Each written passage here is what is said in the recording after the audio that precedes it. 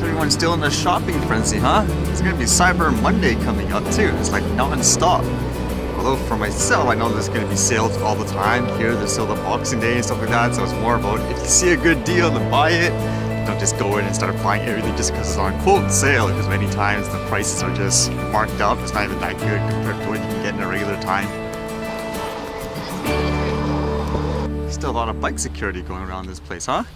I thought this article was interesting because I might actually pass by this area tomorrow. I walk by there all the time. You guys might remember during the Cantonese stuff that I did, like for the Chinatown. It says here, river otter eating koi fish at Chinese garden in Vancouver. Call it carp diem. A slippery otter is seizing the day and the colorful koi at a well-known Vancouver garden. So there's this little garden area with this pond with a lot of cool fish and stuff like that. I've shown it before, and apparently there's an otter that somehow got there and is eating the fish.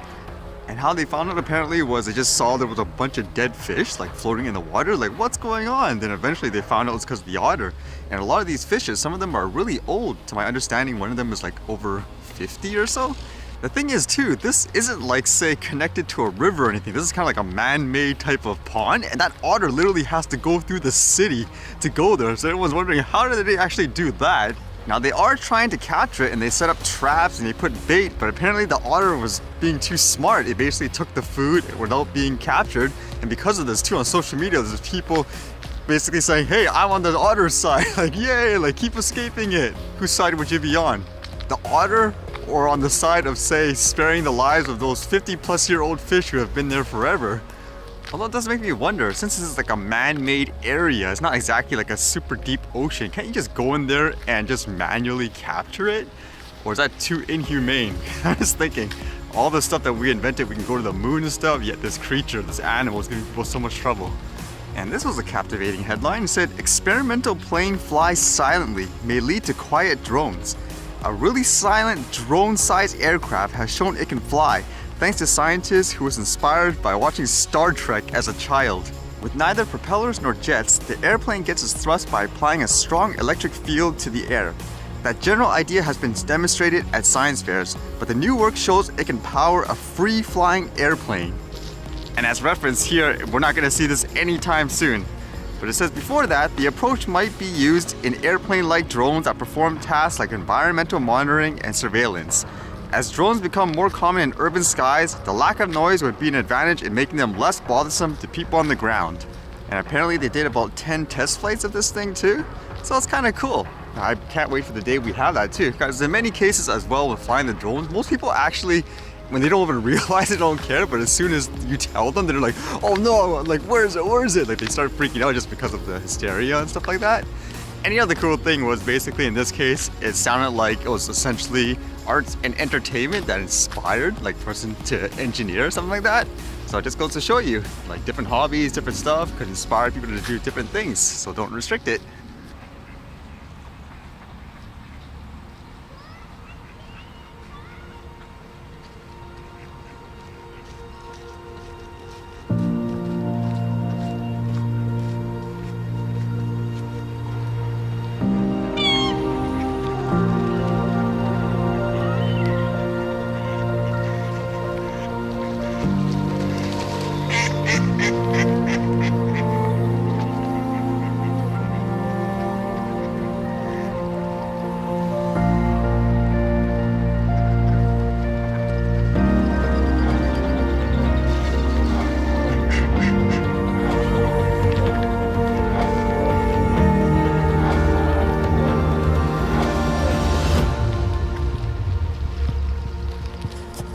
Man, some of those ducks are letting loose even when they walk, huh?